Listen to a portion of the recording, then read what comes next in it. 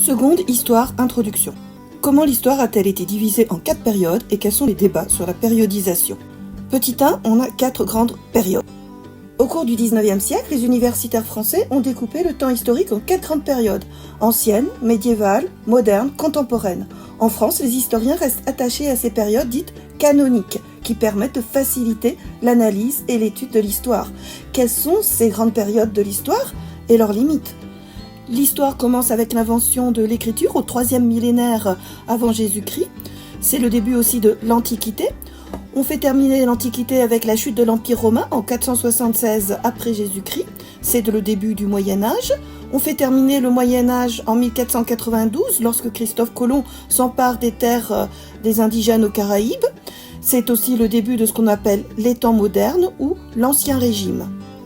Ancien Régime, puisque pour la France, cette période se termine en 1789 avec la Révolution française. Et 1789, c'est donc le début de notre époque à nous, l'époque contemporaine. Donc ne pas confondre temps moderne et époque contemporaine. Une période est donc un espace de temps plus ou moins long. La périodisation, c'est la division d'histoire en périodes avec pour objectif de donner du sens à l'histoire. Les périodes canoniques, c'est le découpage de l'histoire en 4 périodes: Antiquité, Moyen-Âge, les temps modernes, l'époque contemporaine. Cette périodisation a été adoptée en France et dans plusieurs pays européens, comme l'Espagne et l'Italie, et elle est partiellement utilisée dans de nombreux autres pays. Petit 2, la périodisation en débat. Pour déterminer les périodes dites canoniques, les historiens sont appuyés sur l'état de la société, de l'économie, la politique, la culture. Ils ont ainsi créé des périodes qui sont le fruit d'un compromis. Mais si ces dernières sont acceptées, il n'y a pas de vrai consensus, c'est-à-dire de vrai accord pour leurs limites qui correspondent à des dates symboles. Donc pourquoi choisir telle date précise plutôt que telle autre pour achever une période de plusieurs siècles ? Certains historiens, en s'appuyant sur l'état de leurs recherches, imaginent de nouvelles périodes qui s'intercaleraient entre les périodes traditionnelles. Donc quels sont les débats concernant les limites des périodes canoniques? Quelles sont les nouvelles périodes possibles? Par exemple, on a ici un historien qui propose différentes dates. Pour la fin de l'Antiquité, par exemple, il propose 395, le dernier empereur à avoir régné sur l'ensemble de l'Empire romain. C'est la date de la division de l'Empire romain en 2.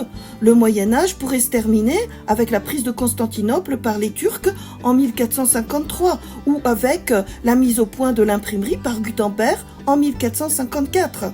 Petit 3, d'autres découpages de l'histoire. Les périodisations ne sont pas les mêmes selon les pays, car leurs histoires sont différentes. La chute de l'Empire romain ou la Révolution française ont eu plus d'impact sur la France et les pays de l'Europe méditerranéenne que sur les États-Unis et la Chine. L'histoire de ces pays est donc découpée autrement.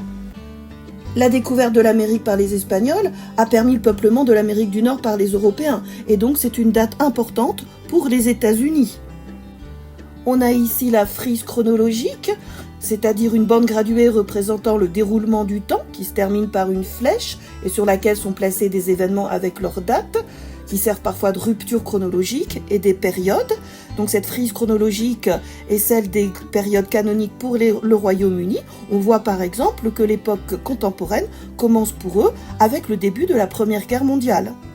Pour la Chine, le découpage de l'histoire correspond aux dynasties impériales et la période contemporaine commence avec la proclamation de la République populaire de Chine, c'est-à-dire le régime communiste qui est toujours en place. Pour conclure, on peut dire que ce sont les historiens qui décident du découpage de l'histoire, souvent en fonction de ruptures politiques. Or, cette division peut être contestée aussi par des minorités, comme par exemple ici par les historiennes de l'histoire des femmes. Le premier rapport indiscutable de l'historienne Joan Kelly a été de mettre en cause les schémas de périodisation de l'histoire occidentale, cette sacro-sainte division des époques, et de rappeler que cette chronologie en tranches n'est finalement qu'une expression de la conception masculine de l'histoire, un parcours imposé et qui n'a peut-être rien à apporter aux historiennes des femmes et du genre. Le découpage de l'histoire reflète aussi la conception du passé vue par les dominants. Par exemple, ici aux États-Unis, la colonisation n'a un sens que pour les Européens. Et ce qui est important, par exemple, pour la minorité noire qui a été apportée de force d'Afrique vers les colonies américaines, eh bien, c'est la guerre de sécession et la fin de l'esclavage en 1865.